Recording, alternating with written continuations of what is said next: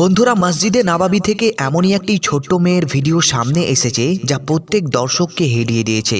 এই মেয়েটি নবী করিম সাল্লাল্লাহু আলাইহি ওয়াসাল্লামের কবর মোবারকের দিকে ইশারা করে এমনভাবে কাঁদছে যে দেখতে দেখতে সবাইকেও কাঁদিয়ে দিয়েছে। আর এর কান্নার কারণ বন্ধুরা এতটাই আলাদা যে এতে লোকেরা অবাক হয়ে যাচ্ছে যে কেউ এভাবেও নিজের নবীর প্রতি ভালোবাসা দেখাতে পারে।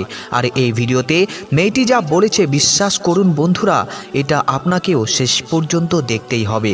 আমি নিজেই এই মেয়ের চিন্তা ভাবনা দেখে অবাক হয়ে গিয়েছি। মেয়েটি নবী করিম সাল্লাল্লাহু আলাইহি ওয়াসাল্লামের রওজা দেখে আরবি ভাষায় যা বলেছে তার পুরো মর্ম আমি আপনাদের বলবো, কিন্তু তার আগে আপনারা এই ভিডিওটি অবশ্যই শেষ পর্যন্ত দেখুন।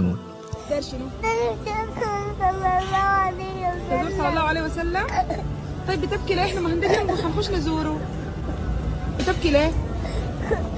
انا كنت ليه احنا جنبه صلى الله عليه وسلم. خلاص لما نمشي خلاص اصير نزوره نسلم عليه ونقول له السلام عليك يا رسول الله، السلام عليك يا حبيب الله. طيب انا عارف بكيت ليه؟ ليه؟ عشان ميت. ميت لكن مع ربنا، قاعد مع ربنا فوق في حته حلوه اسمها الجنة. اسمها الجنه. ايوه قاعد جنب ربنا الرسول صلى الله عليه تحت وسلم. ولا فوق؟ ها؟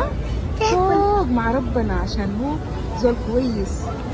يعني نجيب اكيد ولا انه اكيد بعده اكيد صلى الله عليه وسلم بيجي قلت له وديك اكيد. يعني صلى الله عليه وسلم طيب. طيب شديد. انا بتسميه رسول الله.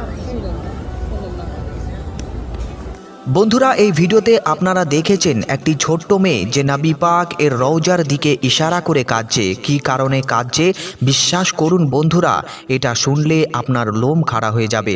আমরা আর আপনারা এই দুনিয়ায় এত বছর কাটিয়েছি, কিন্তু সম্ভবত কেউ এমনভাবে চিন্তা করিনি এই মেয়েটি সুদানের এবং মসজিদে নববী শরীফে রওজায়ে রসুল সাল্লাল্লাহু আলাইহি ওয়াসাল্লামের সামনে জিয়ারত করতে এসেছিলেন। উলামায়ে কেরাম থেকে শোনা যায়, উলামারা বলেন যে যে ব্যক্তি হুজুরের কবর মোবারক জিয়ারত করেছে সে যেন হুজুরের জিয়ারত করেছে। এই মেয়েটির মা নিশ্চয়ই তাকে বলেছিলেন চলো আমরা নবী করিম সাল্লাল্লাহু আলাইহি ওয়াসাল্লামের জিয়ারত করতে যাই। সে তার মায়ের সাথে জিয়ারত করতে ভেতরে যায়, কিন্তু যখন বাইরে আসে তখন কাঁদতে শুরু করে। তার মা জিজ্ঞাসা করলেন তুমি কেন কাঁদছো? তখন কান্নার কারণ নিজেই মেয়েটি বলে আমি এই জন্যই কাঁদছি যে নবী করিম সাল্লাল্লাহু আলাইহি ওয়াসাল্লাম ওফাত পেয়ে গিয়েছেন, অর্থাৎ তিনি আর জীবিত নয়। মেয়েটিকে যখন বলা হয়েছিল যে আমরা হুজুর সাল্লাল্লাহু আলাইহি ওয়াসাল্লামের জিয়ারত করতে যাচ্ছি, তখন সম্ভবত সে ভেবেছিল যে সেখানে একটি কুরসি থাকবে, একটা তাজ থাকবে যার উপরে আমার নবী সাল্লাল্লাহু আলাইহি ওয়াসাল্লাম বসে আছেন এবং আমি তাকে দেখতে পাবো।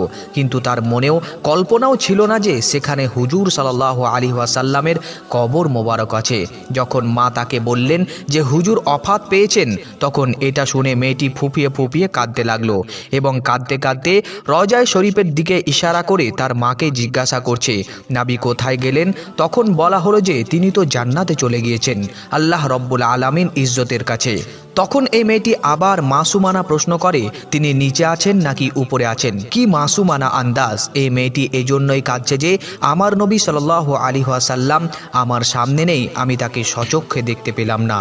বন্ধুরা, আমি আর আপনি এত বছর দুনিয়ায় কাটিয়েছি, আমাদের জীবনেও কি কখনো এমন সময় এসেছে যে শুধু এই জন্যই আমরা কেঁদেছি যে আমার নবী সাল্লাল্লাহু আলাইহি ওয়াসাল্লাম আমাদের মাঝে আর উপস্থিত নেই? যদি তাকে আমি একবার দেখতে পেতাম, তার পিছনে পিছনে চলতে পারতাম। জীবনে কি কখনো এমন সুযোগ এসেছে যখন আমরা আমাদের নবীর স্মৃতিতে এভাবে ফুঁপিয়ে কেঁদেছি যেভাবে এই মেয়েটি ফুটফুট করে কেঁদেছে? সুবহানাল্লাহ, আল্লাহুম্মা সাল্লি আলা সাইয়্যিদিনা ওয়া মাওলানা মুহাম্মদ সাল্লাল্লাহু আলাইহি ওয়াসাল্লাম। যদি এই ভিডিওটি আপনার অন্তরে প্রভাব ফেলে, আপনার অন্তর ছুঁয়ে যায়, তাহলে আজকে আমি দেখতে চাই যে আপনি আপনার নবীর মহব্বতে এই ভিডিওটাকে কতটা শেয়ার করছেন। এবং এই রকম আরও ভিডিও পেতে চ্যানেলটিকে অবশ্যই সাবস্ক্রাইব করুন। আর ভিডিওটি ভালো লাগলে অবশ্যই একটি লাইক করতে ভুলবেন না।